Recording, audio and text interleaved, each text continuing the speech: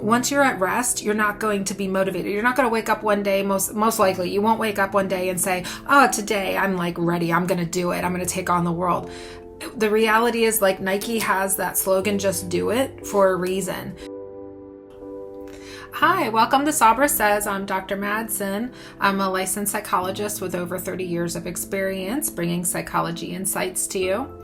And today I thought it might be helpful to talk a little bit about depression, specifically how motivation can be impacted by depression and how to cope with that. So to begin with, just talking a little bit about depression and symptoms.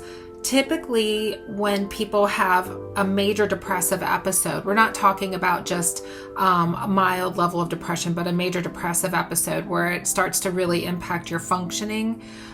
You'll see symptoms including what we call anhedonia, which is a loss of pleasure in activities. So things that you might have really enjoyed before, if you loved playing basketball or going to concerts, you may find yourself kind of engaging in these activities and not really enjoying yourself, feeling as if you're just kind of going through the motions in a way. People can also experience changes in their sleep and appetite. Most commonly, we see people start to sleep more, where they're just feeling emotionally exhausted and they want to sleep all the time.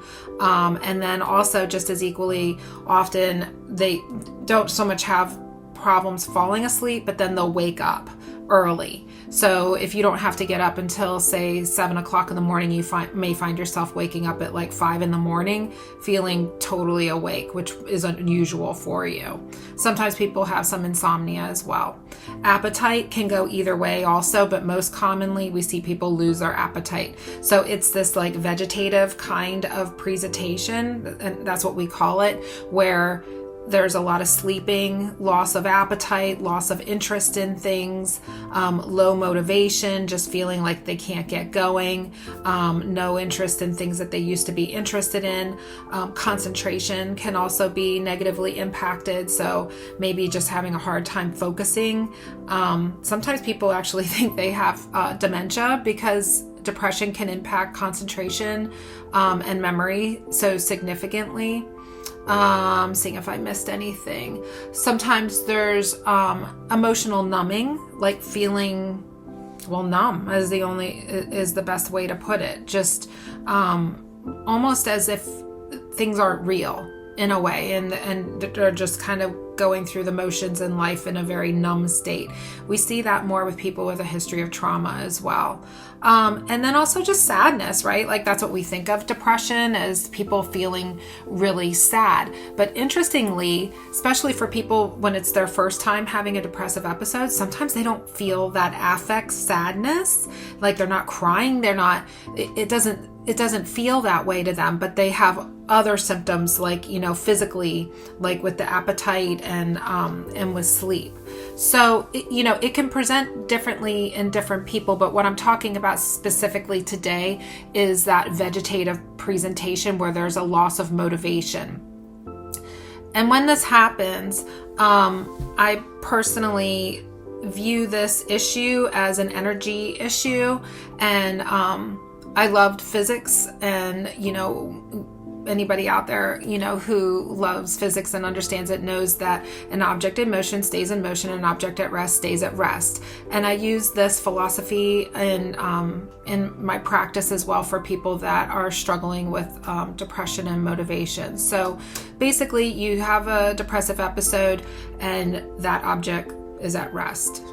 It's not going anywhere. And once it's at rest, it stays at rest. It's really tough to get out of that. And people's inclination is to want to like fight it. I'm gonna muscle through it. I gotta, and they get this, like, it becomes like a power struggle internally, which actually creates stress. And then you have more stress, which makes you more depressed. So what I recommend for people is, instead of fighting it so much, acknowledge it. Just acknowledge it. It's here. I feel awful. I have no motivation. I'm depressed. Kind of make friends with it in a way. Just sit with it for a little bit, without judgment, and just kind of, be there with it. Rest. Okay. So I personally believe that when people are going through a depressive episode, a lot of times they're just exhausted also, and they need some rest. So if you can, I don't think that there's anything wrong with taking a day or two and just, letting yourself rest and maybe get some perspective, like take the day off from work, take a mental health day if you can do that with your job, and just make some time for yourself to kind of figure out maybe what triggered all of this and what's going on with you. But then the next step is recoup.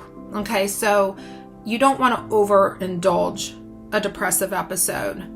And what I mean by that is like you acknowledge it, you take the time to rest, but if that person stays at rest too long, then it can develop into, a deeper depression and get into some more serious things there. So I do think that, you acknowledge it, you rest a little bit, and then you kind of say, okay, now I have to start getting in motion to get that object in motion, which is going to stay in motion then, so you get that ball kind of rolling again, slowly with realistic, expectations and goals there. So in psychology, we call that behavior activation. I can get it out. So with behavior activation, what you do is you think about like, what are the things that I really enjoy, and if you can't think of anything at the time, even think back to childhood. What are the basic things I like? Well, I like reading. I like, going outside for a walk, or, whatever it is that you enjoy doing. Make a list maybe of the top 3 things that you really enjoy doing. And then also maybe 3 things that are responsibilities that need taken care of in just daily life. Like I really have to pay my taxes, it's tax time, or, if you have a child, obviously you got to go pick them up, or, whatever your responsibilities are. And this is really important with depression. People often neglect their activities of daily living, their basic hygiene. I'm talking about like brushing your teeth, take a bath, or shower, eat. We have to take care of ourselves. The very act of taking care of ourselves sends the message to ourselves that we are worthy of that care. And that is important. We feel better when we take care of ourselves. So, if you've been in bed for 2 or 3 days or even more, sometimes it happens, start with, okay, today I'm going to get up and I'm going to get a shower. Right?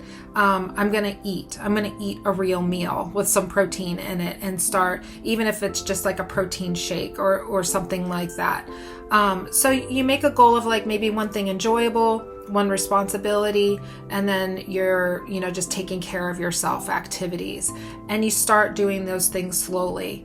And what you'll find is an object in motion will stay in motion. The more you do it, the better you feel. And then you'll be more motivated to do more and more and more. And over time, hopefully, you start pulling out. Sometimes that's not enough. And I get that, sometimes by all means, like you should, if you have a therapist or you have a psychiatrist or a family doctor, if you're considering meds or you're on meds, you will need to talk to them about what's going on to manage your situation, because every person's mental health issues are very individualized. But in general, I find this a good technique to try and kind of like pull yourself out and get moving again. You can't wait to be motivated. Once you're at rest, you're not going to be motivated. You're not going to wake up one day, most likely. You won't wake up one day and say, oh, today I'm like ready. I'm going to do it. I'm going to take on the world. The reality is, like Nike has that slogan, just do it, for a reason, because there are times in life where you literally just do it. You don't entertain a conversation with yourself about it anymore, and you just say, okay, today I said I'm getting a shower and that's what I'm doing, and it's literally like one foot in front of the other until you get that done. And you'll feel better for it, and once you get going, it'll keep going like that for you. Sometimes I tell people, like, they're like, I'm doing it, but I'm, still depressed and I still don't feel like doing it. That's okay. Like, it's all right. Fake it till you make it. Like, just do it. And then over time, you will start to feel a little bit better and start to feel more motivated and start to enjoy things a little bit more as you pull out of that depressive episode. And if you find your depression getting worse, then, obviously, like, you may need more help than that, through your therapist or doctor. As always, if you don't have a therapist, I recommend people look on Psychology Today, which is a great website. You can just Google Psychology Today and find a therapist that can work with you either in person or through teletherapy. You can also always talk to your primary care physician if you need help in the beginning. So I hope that this is helpful information about vegetative depression, how to cope with it. Remember, acknowledge how you're feeling, get your rest, and then recoup and get yourself moving again, because an object in motion stays in motion. Take care and be kind to yourself.